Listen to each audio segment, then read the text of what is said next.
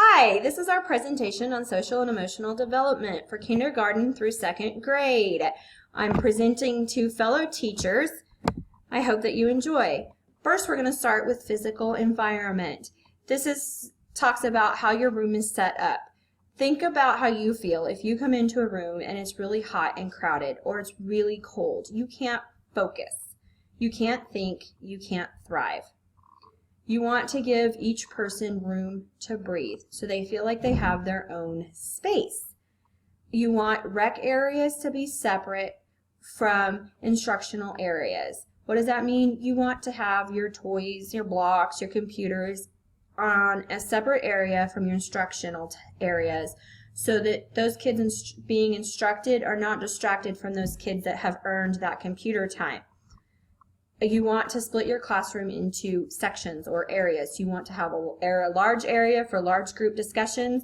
You want to have a few smaller areas for small group discussions of 1 to 2, maybe 3 students. You want to have your kids who are pulled out for speech, PT, OT, resource room time closest to the door in the section that they are in, so when it's time to be pulled out, you have the least disruption to your class possible. I like to use rugs to section off my areas. I have lots of colored rugs. It looks kind of like a rainbow in my room, but that's what works for me. Find what works for you with how you set it up. There are lots of tips at the web's link listed below. I hope that you find some that are helpful for you if what I've given is not. This brings us into techniques. How do I build that social and emotional development? I like to have class meetings. I like to pull everybody together and give everybody a fair chance to talk. You know, maybe we talk about what we did over the weekend. So I would say, well, Mrs. Melhorn spent time with her family. And then Susie would tell me what Susie did, and Johnny what Johnny did, and Roberto what Roberto did. And each one gets just a few minutes to tell me what they did over the weekend. Or if we're talking about holidays, what their favorite holiday is. You know, if we're talking about traditions, what tradition is something that their family does every holiday. I like to work on problem solving and conflict resolution.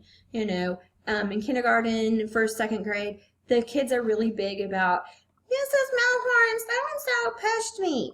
Well, we start out by modeling. Okay, Susie, Johnny pushed you. You need to tell him, Johnny, you pushed me.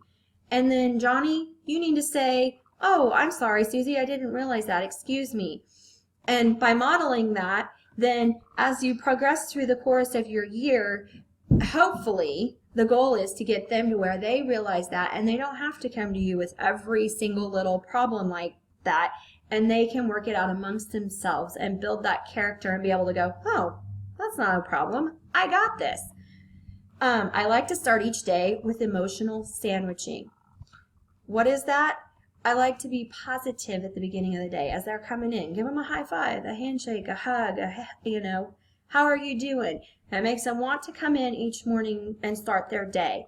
Then I like to end each day on their way out with a positive, hey, great job today, and a high five, hug, or handshake. This leaves them feeling good about their day. They feel like they are wanted in my classroom and they're eager to come back. I like to build emotional capital with them and with myself. If they're really struggling with reading, I want to find something within reading that they're good at, and I want to build them up and say, hey, I love that. You read faster today. Good job. And with myself, I let you know, hey, I got this, because let's face it, by middle of the year, we're dragging and we're wondering some days why we do what we do. But if we're building capital in ourselves and we're going, hey, I got this, I'm good at this, I'm going to go change a life, then we get excited, and that excitement carries over to our students, and they get excited about learning. And there are tons and tons of emotional capital ideas and emotional sandwiching ideas on the web link given. That leads us into interventions. As a Title I school, we break out for tier times. But do you guys know what tier is? No? I see somebody that says they're not really sure. Okay, well, tier 1 is 80% of your class. That's what you would do with 80% of your class. It's something everybody should get. Easy peasy. Tier 2 is the 15% of your class that is struggling. They're not quite there yet. They're getting there, but they're just not quite there yet.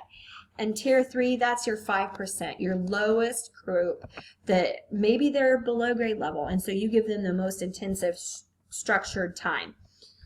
There is links here. This link, page 2, breaks it down even more. It's an excellent source if you're still struggling. I love to have a schedule. When you walk into my classroom, my schedule is posted nice and big on my wall where everybody can see it.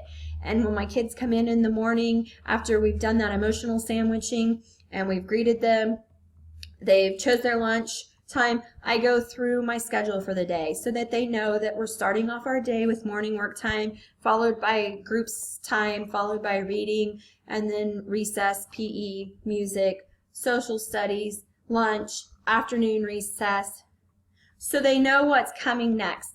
And I can change it up if we've got a special presenter, so I keep myself on track and organized, and the kids know what's coming, and that lessens that anxiety and it builds that strength in knowing that I know what's coming next. And you've got to be consistent with that. Consistency is key. If you're not consistent and you're not organized, your classroom will be chaos. That leads us into more strategies. We've all heard and learned about Maslow. We have to meet that basic need first. If we don't meet that need of food and clothing first, we can't then meet their safety needs or bring them up to the belonging stage where they're accepting what they have to do. And we want to get there. We want to have all of those needs met so that they can thrive, they can learn, they can be good at emotional and social skills. We have to remain positive and supportive in everything that we do. If we get down on them, they get down on themselves. If they're struggling, we got to let them know that it's okay to struggle. If maybe they're hitting or kicking, we got to let them know that while that's not okay, we know that they can change it. And we believe that they can change it. Another strategy I love in my classroom is my timeout area. I call it the birdie break. And in the birdie break, I have a small rug and some pillows. There is a minute sand timer and some therapy stress balls. If they're really struggling, they don't have to ask me to go to birdie break. They just go and they set that timer and they work through in a social emotional story, or they squeeze a stress ball and they just decompress for just a minute. And when that timer goes off, I like for them to come back to class and try again. And if they're not quite ready, they may set that timer for one more time. After 2 rounds, they must come back and try again. And it works great. It keeps from having colossal meltdowns in my classroom. And we can all continue on our path and grow together. And it helps them have that conflict resolution. And because we all get frustrated and we've got to step back and we've got to take a breather. There are more ideas for strategies at the link given. More activities I love to do. Have you filled your bucket today? It's an amazing book that talks about how we all have this invisible bucket, and you can add to it or you can take away from it by how you behave and what you say and the things that happen to you. So if I stub my toe, I might take a few drops out of my bucket.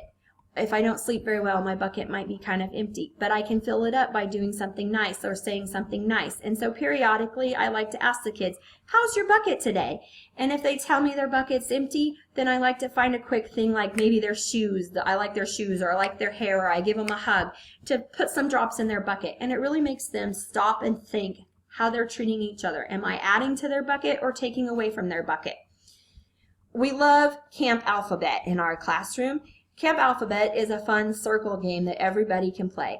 You gotta listen because you go through the whole alphabet. So I might start and I took an apple, and the next person would say they took an apple and a banana, and the next person an apple, a banana, and a cat. And you go all the way around. And that can be adapted for any grade level.